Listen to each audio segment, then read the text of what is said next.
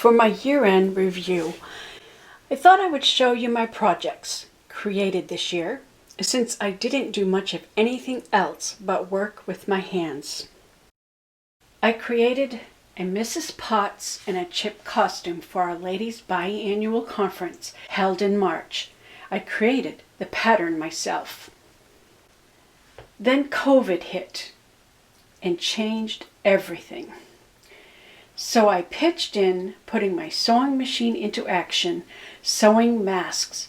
I heard there was a shortage, so I volunteered to sew masks to support medical workers, nurses, EMT workers, and other essential workers, donating the first 450 masks I made. I spent over $1,000 on supplies to keep up my production, so I began selling masks on Etsy to recoup my expenses. A sheet metal company donated wires for nose bridges. I ordered 200 of them and I used them all up. I made different style masks, some a regular pleated mask, and then designed a shaped, more fitted mask. Then I made masks with filter pockets and also provided filters. I also created several mask tutorial videos which are posted on my YouTube channel. I sewed a total of 1,152 masks in the year 2020.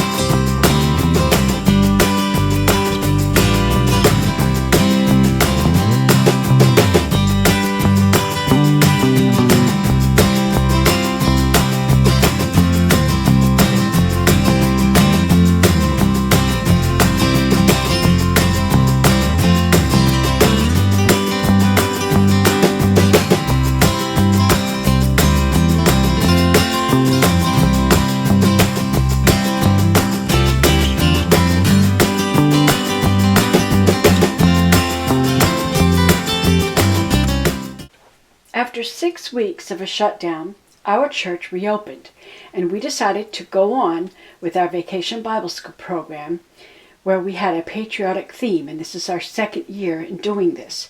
It was a family event, and our attendance was good. I'm in charge of the program and the costumes. I sewed up some more costumes in continuation of our patriotic theme. This year, we reenacted the signers of the Declaration of Independence and talked about the great sacrifices those brave men went through.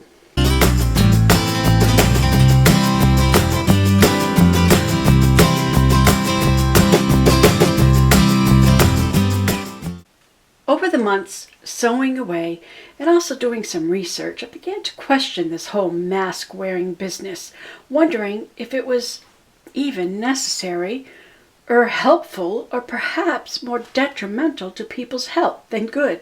I saw a need for breathable masks, especially for people with asthma and other breathing difficulties. People were going back to work and wanted to be able to breathe. So I created the compliance mask, which was a hit and boosted my Etsy sales. I had one really awesome month pumping out compliance masks. I was at my sewing machine sewing full time to keep up with the daily orders. And then some ignorant Karen reported me to Etsy, claiming that I was selling a product that was dangerous to people's lives, which was absurd. So Etsy removed 4 of my mask listings and dropped me to the bottom of their algorithms, killing my business. I saw that several other sellers were selling a similar product, and they were allowed to continue to sell them while I was struck down. Etsy showed their obvious political bias hand, so I decided to shut down my Etsy shop the end of the year. I will not do business with such a biased company again. After the mask sewing business died down, I had some spare time to do what I love best, making baskets. I was able to make 4 pine needle baskets this year and a few more basket tutorials for my YouTube channel. Worried about possible censorship from YouTube, I started a new video channel on Rumble, which I plan to develop more videos there. My channel name is Carmona Arts, containing basket making tutorials. I'll probably expand on Rumble a little bit more, but for now I will stick to basket making tutorials. During the Christmas season, I made another gingerbread house and taught my grandchildren how to make their own gingerbread house. Then my focus switched to making cardboard costume trees for the children's Christmas program in my church. They did the story of the 3 trees. This is my 3rd year in a row that I have made my own Christmas cards. I produced and gave out 115 cards. People love homemade cards. Then it was time to focus on Christmas gifts for my family. Using my doTERRA oils, I created some homemade gifts to share. I made shaving cream for the guys, eye makeup remover for the ladies, bubble bath for the children, and peppermint bath salts for the adults. I also made gingerbread cookies, almond bark with peppermint, and hot chocolate with a small vial of peppermint oil. I had fun creating labels and packaging up all the gifts and giving each family a fun box to open like a party in a box.